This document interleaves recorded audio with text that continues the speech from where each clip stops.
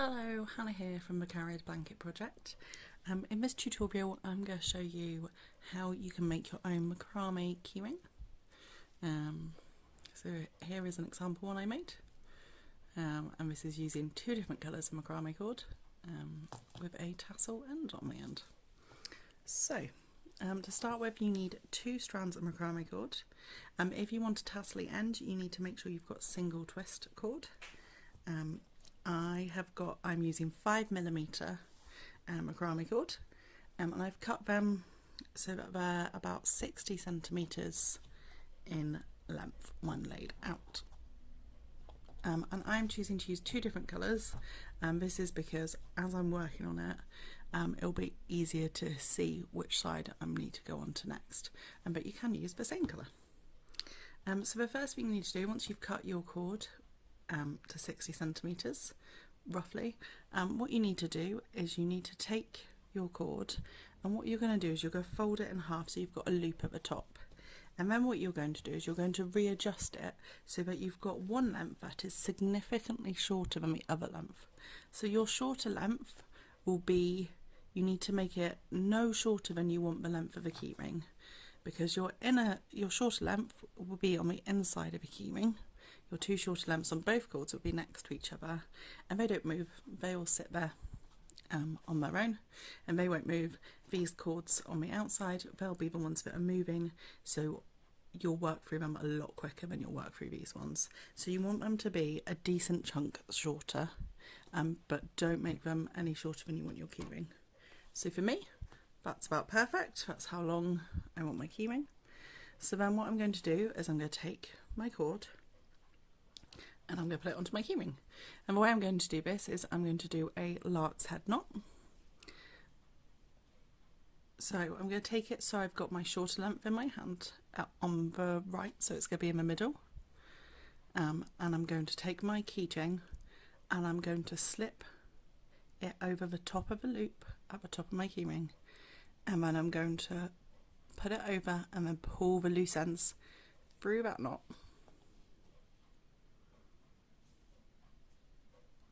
So it looks a bit like this. So I've got my shorter bit on the inside, I've got my longer bit on the outside, and this is what my knot looks like. So you can have it either way around, but ideally you want both sides of a knot to be the same way round, next to each other, which I will show you what I mean when I put the next one on. So I'm going to do the same again with my other colour, or your second cord if you're using the same colour. Just going to move it up a bit. I'm going to slip the keyring over the top of my loop, and then I'm just going to pull the loose ends through the loop and tighten them up. As you can see, both my knots are tied on the same way. So they're both the same way round, and I'm going to work with them on this way round. So then I'm going to lay out my knots, and I'm just going to double check. So I should have my two shorter ends in the middle, perfect, and my two longer ends on the side. It doesn't matter if they don't quite match up, it will still work out at the end. So now what we're going to do is we're going to do a backwards square knot to then work our way down our pattern. If you know how to do a square knot, you can do a square knot. I find a backward square knot is just a little bit easier when you're first starting out with macrame. So what you're going to do is you're going to, these two loops in the middle, these two cords in the middle, they're going to stay pretty much still for the duration, and these two cords on the ends are going to be our movers, and they're going to move a bit more. So if you're using two different colours, this is when it comes in really handy, because you'll always be starting with the same colour. So for me, it's going to be this sort of rainbowy one. I don't know how well that colour's coming up on my camera, but it's got like a nice, really nice pastel-y rainbow colour to it. This one's going to be my mover, and it's always going to move. So I'm going to start by going under my middle two. I'm going to take it and go under my middle two, creating what looks like a 4 shape. You want sort of a left side angle on this side. You want to leave that like that, and you'll see why in a minute. So you go under your middle two and over your outer one, and then you're going to take this outer one, this fourth one, and you're going to tuck it into that hole. So that's why you leave it fairly big, and then you're going to pull your knot. So you might want to find something, so you can use something to hold down that middle bit to find it a bit easier, or you can just or if you don't have anything to hold it down, you can just jig it, and you want to do it fairly tight to create a neat knot. So that's half of a backwards square knot. You want to then do the same but the other way around to create your square knot, going to finish the square knot. So I'm going to take this long one. So for me, I'm always doing the rainbow cord. If you're using the same colour, you'll be able to tell from what side the big bit of the knot is on from last time.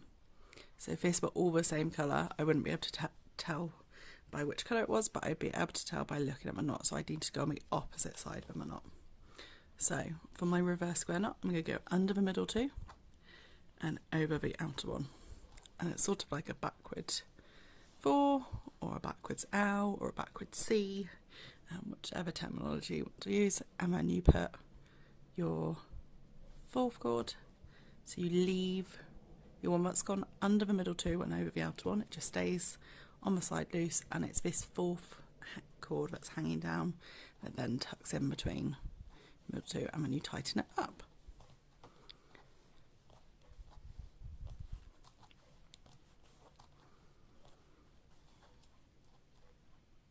And that is my backward square knot. So then I do the same just all the way down. So I'm going to take my rainbow cord again. I'm going to go under my middle two, over my outer cord, it's my 4th cord, and then that 4th cord is going to tuck into that hole. I'm going to tighten up. And what you should notice is for me, this way round, it's always the same colour. On the other way round, it'll look, if you flip your keyring over, it'll be the different colours. But on this way, it's always going to be the pinky colour in the middle and the rainbow colour on the outside. So if I were to do it wrong, say if I forgot what side I was working on, didn't remember which colour I was using, and didn't go based on which side my knot is on, and still went to the left side next, and when I did my under and my over and put it through, what you'll notice is if I do it wrong, one, it's easy to undo, so don't worry if you do it wrong, but I'll be able to tell very quickly that it's gone wrong because I've suddenly got a different colour in the middle. So that is the advantage of doing it with 2 different colours, is that you'll be able to tell very quickly if you've got it slightly wrong. So I'm going to go back to the right side to finish this backward square knot, because each side is only half a square knot.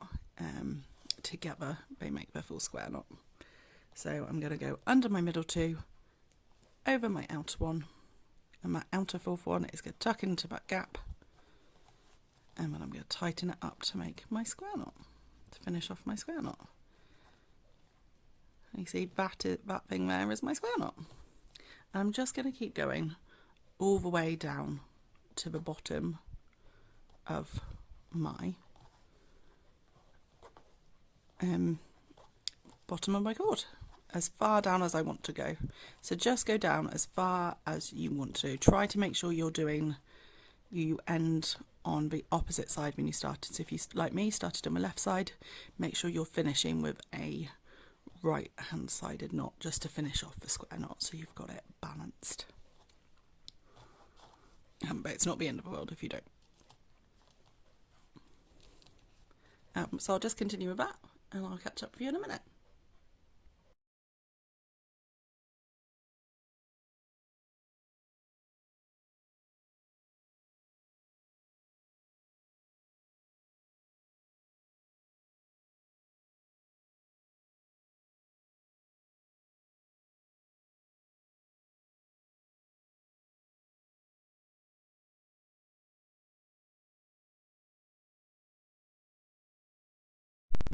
So now I have got down as far as I want to go down.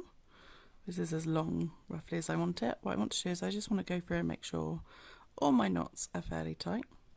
Now you can either just finish it here, making sure your last couple of knots are super tight. They shouldn't in theory come out, and then you can free the ends or cut them and leave them loose. cut them equal. It's completely up to you. Or you can do what I've done here, and I've tightened it. I've just made sure that's a lot less likely to come loose now.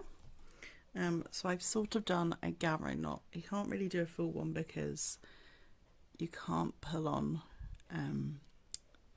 the end, whichever end you do.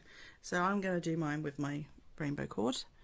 So I'm going to do, I haven't really left very much at all to do this with, so it might not work fully, but what I'm going to do is I'm going to create like a very small U shape with my cord, and I'm going to wrap it round just a couple of times, however many times it allows me to wrap it round, which I don't think is going to be very many. So if you want to do this, you maybe want to just make sure you've left your cord a bit longer, and then you're going to tuck your loose cord through that U, and you're going to pull on it to make it tight. Now normally with gathering cord you'd have the other end, you'd have a loose end up here which will help you pull on it and make it really tight, but you've only got one, so you just have to just manipulate it a bit. But as you can see, actually that's worked okay. I've got a knot at the end here, and from here I can make my tassels. Now because I've used that, it means my tassel bit is going to be very short, but I'm okay with that. If you want longer tassels, just make sure you'll just need to stop, so maybe just don't do the last two cords. So what I'm going to do is take my scissors. Ideally you want particularly sharp scissors for this next bit. I'm just going to cut them loosely to the same bit. Now this is the same as, you do this the same even if you haven't done that last gathering knot, even if you've just decided to leave it with the square knots at the end, you would do the same as I'm doing here. So at this stage, if you've got a sort of wire brush, normally like a cat or a pet brush, or you've got like a little comb, you can use them to brush through your ends to make them tassely, and that will help, like particularly if you've got a wire pet brush, it will make them particularly fluffy. But I wanted to show you using stuff that you should have at home, so I'm going to use my scissors. I'm going to open up my scissors, and I'm just going to catch my scissors into the cord. I'm just going to pull them apart, and as you can see it's still fairly effective. Again, out, apart, and it enables you to do it without having to get, if you don't have a cat brush or dog brush, or you do have one and you just don't want to use it on your macrame, you want to keep it for your pet, then you don't need one if you just use your scissors. As you can see, that has worked fairly well at throwing it, so I'm just going to turn it to the other side and do the same. I'm just, in the same way the brush would, I'm just catching it and pulling it all through, and you can see my knot's a little less neat on this side, but it still looks good. So then what you can do is you can shape it, and this is the part you want particularly sharp scissors for when you are shaping. So you can either shapen it, so find the sharpest scissors you have, you can either shapen it so it's all flat, or you can do it into a pattern, so you can have like a little arrow, or you can do an upwards arrow. It's completely up to you. I'm going to do mine so that it's fairly flat because I don't have very much to do to play with, so I don't want to cut it at an angle and then just keep cutting and keep cutting. That's the worry when you try to cut a shape into it. So there